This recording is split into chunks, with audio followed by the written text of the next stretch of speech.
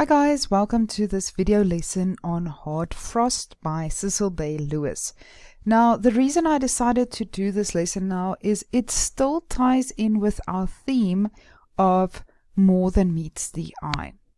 So let's look at the poet first. Cecil Lewis was born on the 27th of April 1904.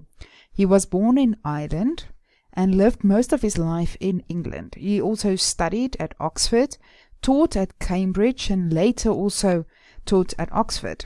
He was also the Norton Professor of Poetry at Harvard for a year. Besides making his reputation as a lyrical poet, Lewis was also a respected critic and translator of classical writers such as Virgil, and he even published some mysteries under a pseudonym.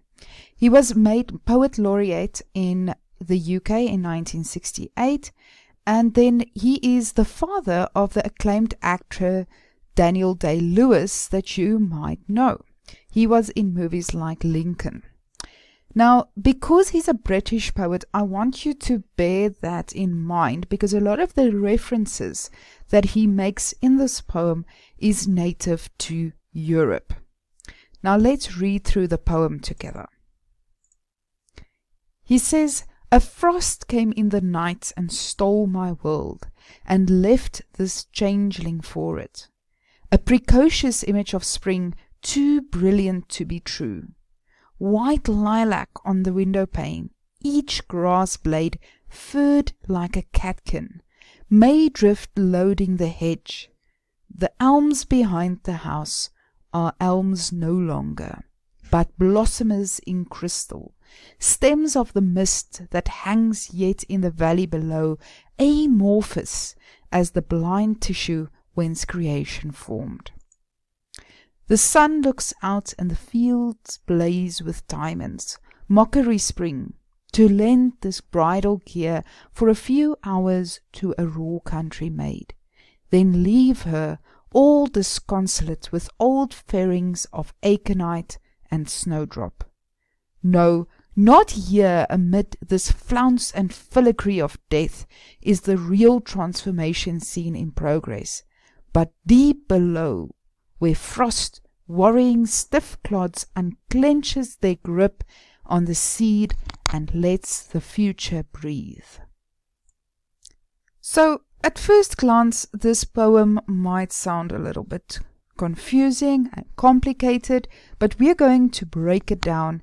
And what I want you to bear in mind is this idea of appearance versus reality, deceptive appearances. But I also want you to bear in mind the cycle of life as we go through this poem. So let's just look at a summary of what this speaker is trying to say. What happens is he wakes up one morning and he describes how freezing winter has left this icy frost crystals all over the window pane. And he describes it as making patterns that resemble spring flowers. And it looks beautiful, almost like white flowers symbolizing the arrival of spring. But he realizes that the frost will soon melt, and then all that will be left is the dreary grey landscape. Because we all know that frost can be very harmful to plants, but this frost also helps plants to regain life. Just like we sometimes have to go through difficult circumstances in life to grow. So he says that overnight transformation is just an illusion. There's no quick fix in life. The real change is taking place where we cannot see it. And this change takes time. So he says that what happens literally in this poem is that below the soil, this frost is making space for seeds to start growing in the ground. And eventually it will allow the seeds to grow, and we will see new life in spring. Now, we go through a similar phase in life where we face challenges. And at that point in time, when you're going through this very difficult challenge in your life, people might not see you growing and changing. But in time, they will see the difference. They will see how this challenge has affected you and made you stronger. So there's two things, two themes, two messages that you need to take away from this poem. The one is all about deceptive appearances, because it looks like spring might be arriving, but it's not time for spring yet. It's too early. But on the other hand, we're also dealing with the idea of the life cycle and how challenges make us grow and how they make us stronger. So even though Cecil Day-Lewis was exposed to these radical political ideas of the time, we see that he's more a romantic poet. Now, we've dealt with romantic poets before, and he really preferred writing nature poetry and personal lyrics, lyrical poetry. I want you to bear in mind that frost refers to this white crystal. It's water that freezes on the surface. It's not snow. Snow is a form of precipitation. It's like rain. It falls from the sky. Frost forms on the plants where it is. It does not fall from the sky. There is liquid on the plants, and when the temperatures start to drop, it freezes right there. That is frost. And like I said before, this is an English poem, so the flowers and the references that we find are native to the European countries, not to South Africa. So many of the things we read here, you might not be familiar with, but I'm going to try and clear it up for you. Then, very important, you need to consider the underlying message that is related here about the cycle of life and how it's important for us to face challenges, because otherwise we won't grow. We don't grow when we're in our comfort zone. So now let's look at the title. When we look at the title, Hard Frost, it's important to bear in mind the references to the seasons and what these seasons represent. Spring we often associate with youth and life and new beginnings, whereas winter, if we think of a winter phase in our lives as well, we think of old age, we think of maturity, and of course it's a time of death for many things. We don't see a lot of plants blooming with beautiful flowers in winter. It is a time when the leaves have fallen and everything is bare. And it also resembles periods in our own lives. Then if we look at the words, hard refers to not soft, it's harsh, it's difficult, and frost is this frozen water, as I said. So the poem describes what the speaker saw when he woke up on this winter English morning, and besides describing the beauty of nature, because he does describe it as very beautiful, the speaker also wants to relate this idea of transformation, change in nature and also in humans. So before we now jump into the line-by-line analysis, we need to look at a few definitions. And I want you to make a note of these so that you understand what it's all about. The first one is a catkin. Okay, so it's a fluffy type of flower that hangs. Here's a picture of it. Then elms, it's a type of tree that has a very valuable wood or timber. Crystal, you know, it's like a glass-like substance. Then the word amorphous. Amorphous means it doesn't have a specific shape or form. If you think of candy floss, for example, it doesn't really have a specific form. Tissue in this poem refers to the structure from which cells are formed. you know that all living cells consist of a tissue. Precocious means to appear or to develop too early. It's almost like premature.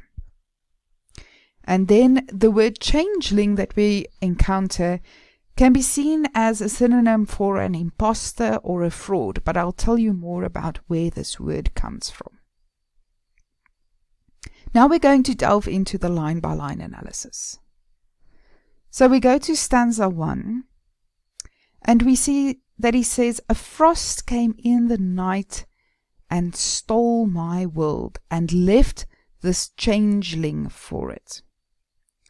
So when the speaker goes to bed one evening, he expects to find a cold, dark winter's morning. Instead, he is surprised to find this replacement, this changeling, this imposter. It's a bright morning, which deceives him for a moment because he thinks that it's spring.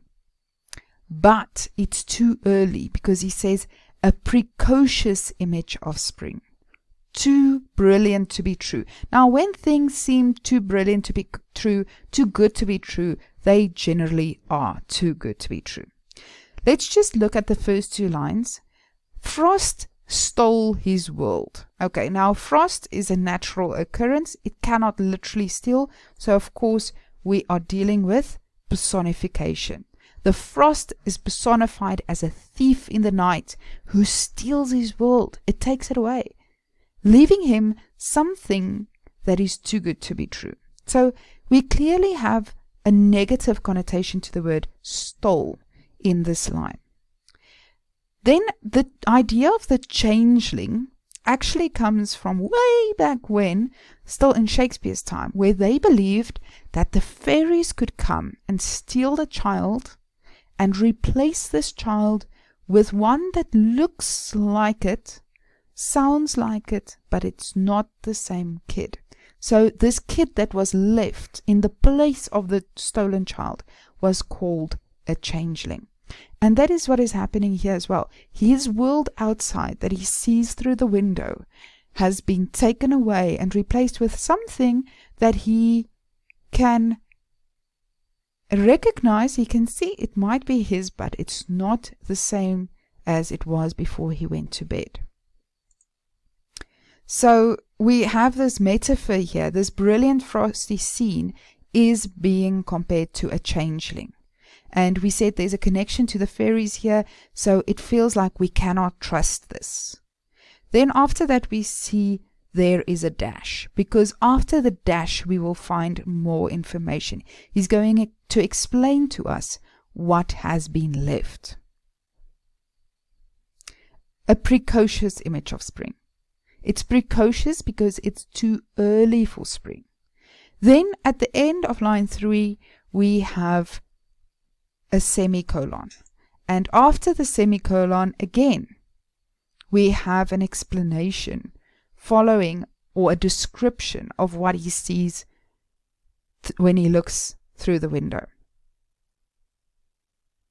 So now what he sees is the frost making patterns on the window pane, and these patterns look like spring flowers. It's very ironic how he mentions spring flowers during this winter morning. So he says white lilac on the window pane. Lilac is a color. It's a lavenderish, purplish color, and the flowers also are that color, but now they're white because of the color of the frost. Each grass blade furred like a catkin, so it looks like this fluffy flower because it's covered in frost. Maydrift loading the hedge. So there is frost on the hedges. You must again remember that spring in the northern hemisphere is in May, not in September. So the bright sunshiny day outside makes it seem like spring, but it's too early, it's premature. So it's clearly not natural. He doesn't trust this.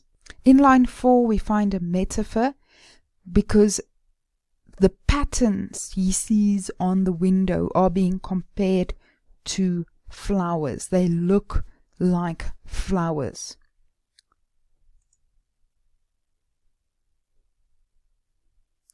Then each grass blade furred like a catkin. That's a simile. Two things being compared there using like. The grass is being compared to a flower, this fluffy type of flower, because of the coating of frost that is on it. So what we find here is that there's actually an extended metaphor. The frost on this window is compared to different features of spring. And like I said, it's almost ironic that he will use all of these fragrant, soft spring aspects to describe a winter's morning.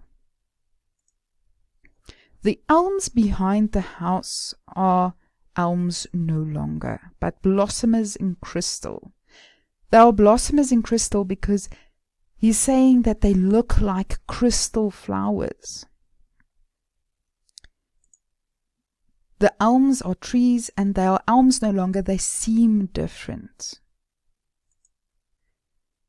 But blossomers, they are blossomers in crystal. There is seemingly new growth taking place. It looks like the flowers that are blooming from this tree are made of crystal, but in fact it is the frost covering the tree.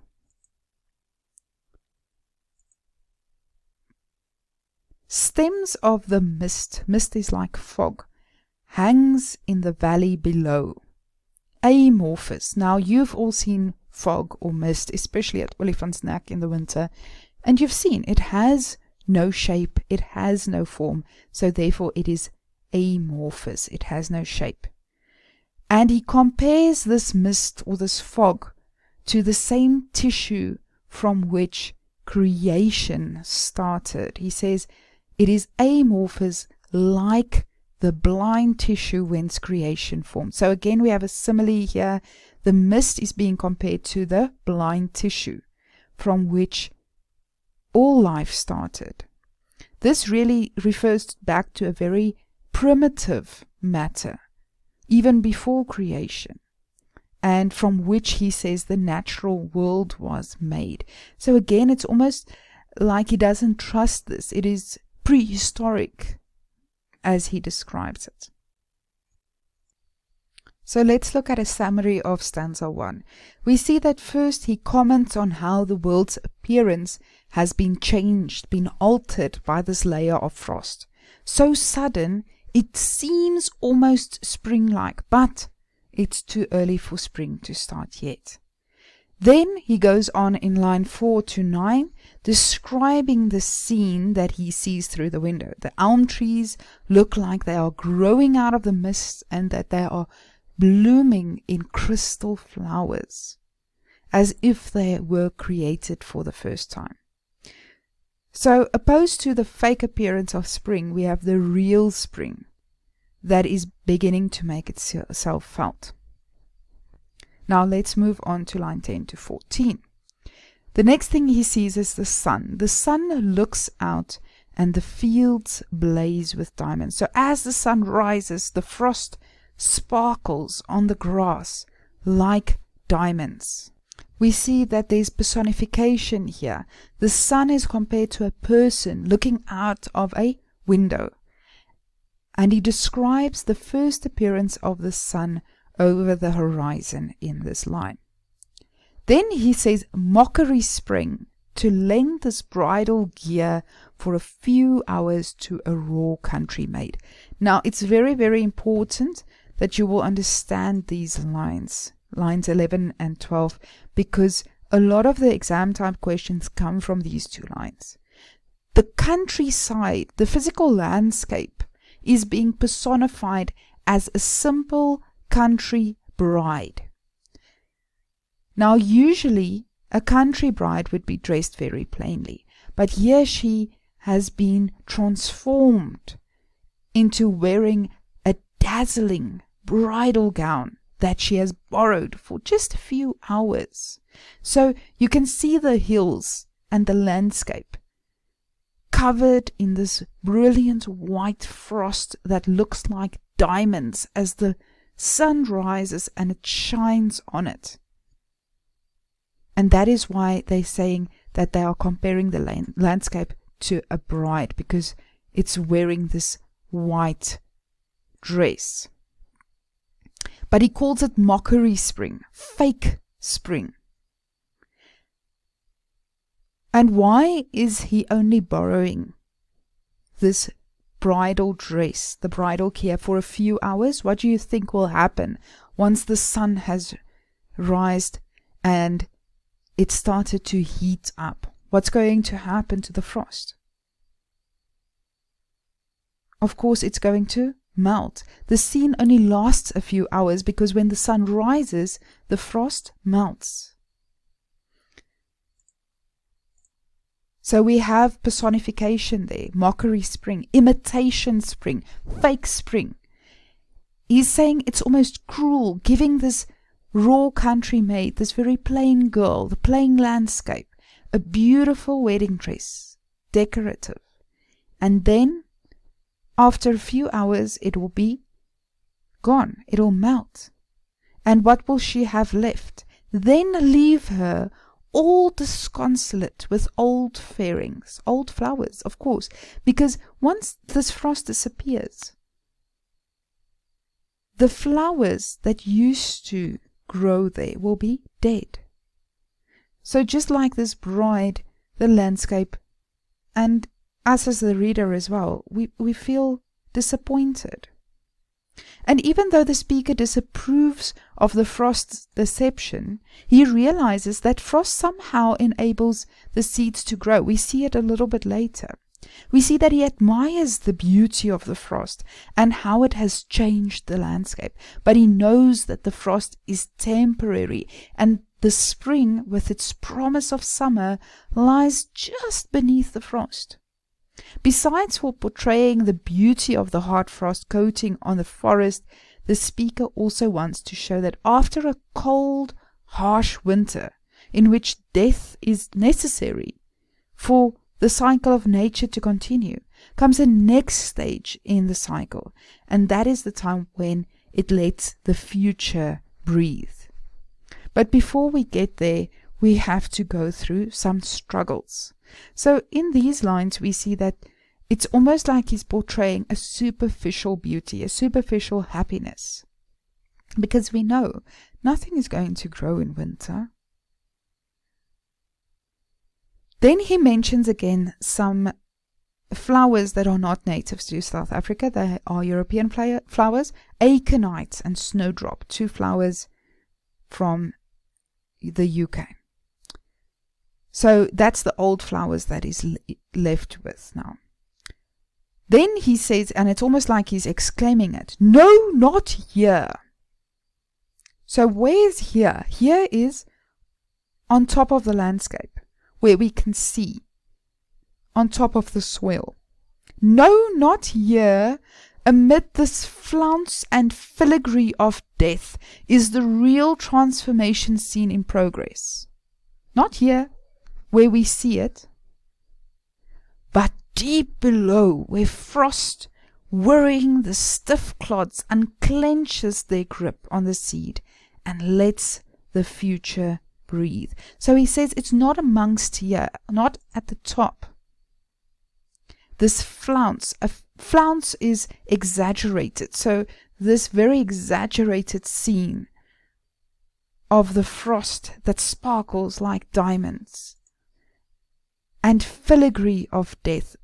Filigree is an ornamental lacy design. It's typically what we see on wedding dresses, and it's typically the patterns that the frost will make. It's not here. It is deceptive. Appearances can be deceptive, he says. It's not here where transformation, change takes place.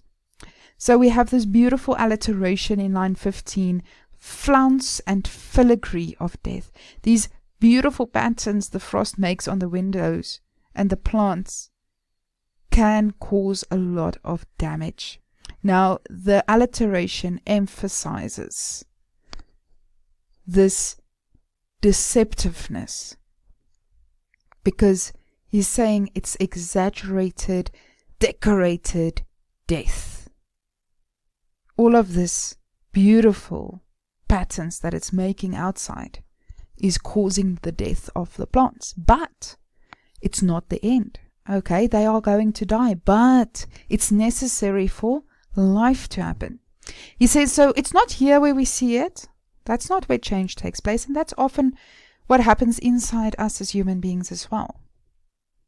But deep below the ground, where frost, worrying stiff clods, it's moving these stiff clods of soil away from each other. Why? So that there's space. So that the ground can unclench, can open up its grip on the seed. And then it lets the future breathe. It allows the plant to grow. What a beautiful way of putting it. So we again have some personification here. We see that the frost is personified as worrying. It's moving the clods of the earth to break them away from each other. And then the clods of the earth are personified as having a strong grip on the seed. It's holding this little seed, and then when the frost allows this ground to break apart, it can let the seed loose and it can grow. And from that seed will come life. There will be a future. So the future is also personified here as breathing, as having a sense of life. There's rebirth of the earth's fertility that is being assured here, and that's also what's happening in us. We go through these really difficult times in our lives, in these challenges, and it also feels like a part of us sometimes dies.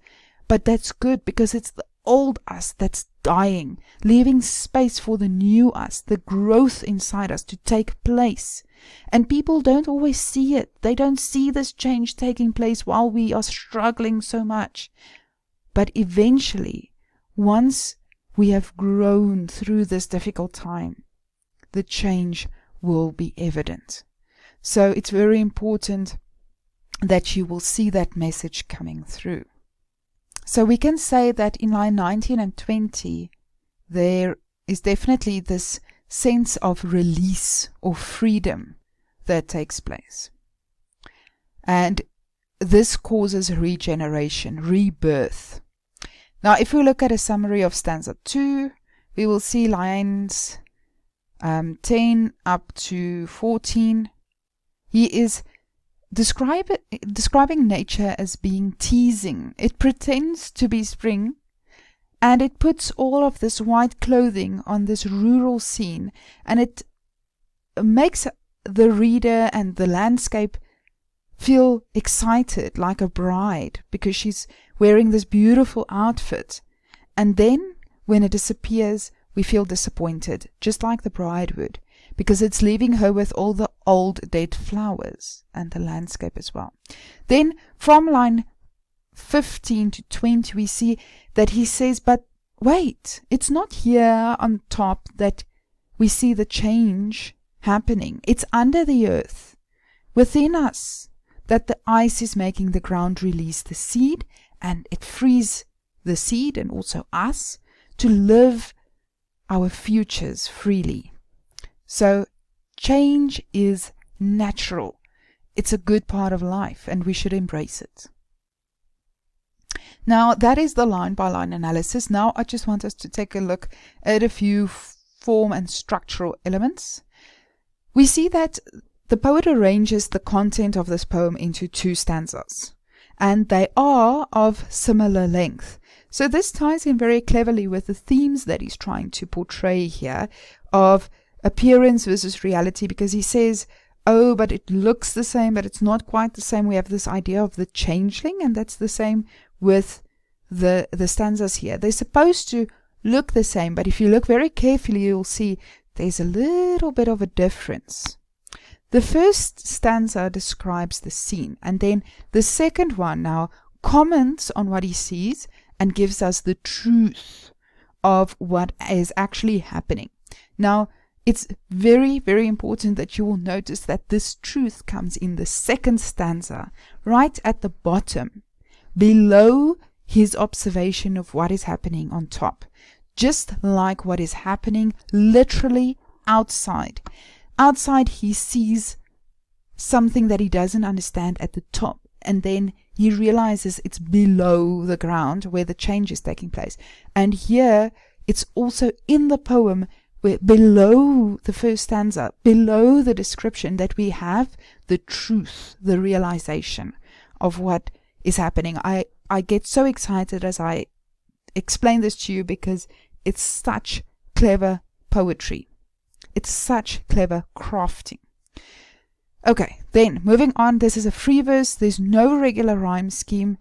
The lines seem to be of similar length, except for line 17. It's so much shorter. Why? Because he wants to draw our attention to this epiphany, to this idea, to this realization that there's a reality behind the appearance of the frost, that there's a deeper meaning to it. Moving on to the themes, and this is where we're going to wrap up. Of course, we need to look at themes that are prominent in this poem, and there's 3 I want you to focus on. The first one is, of course, the beauty of nature. He really describes the scene so beautifully. This frost, even though it can be so harmful to the plants, he describes it as being beautiful outside. Then there's the theme of the cycle of life, that things need to die and we need to go through difficult things in life in order for us to grow. So there's this cycle of life and death, and going through difficult circumstances. And then, of course, appearance versus reality, because it seems like it's about to be spring, but it's too early. And he feels like he's been cheated, he's been robbed of his world. But in reality, something is happening, something is changing. So we have appearance versus reality. It looks like spring, but it's not spring yet. And that is hard frost for you guys. So I hope you've enjoyed this poem. I really, perhaps in my first year of teaching, I didn't like it as much, but it's come to grow on me as a teacher and as a human being. And I really hope it'll mean something to you as well, because you're going to go through difficult times, not just this year, but also in the years coming as you become older and more mature and you grow as adults, young adults. And I want you to hold on to this poem somewhere at the back of your mind. Hold on to it and just know when you're going through difficult times, it's there for a reason, and you as a person, you are growing. It doesn't feel good at that point, but when you have gone through it and you have grown and you are a better person for it, you will come to value and understand how these challenges add to us as human beings and that we cannot grow within a comfort zone.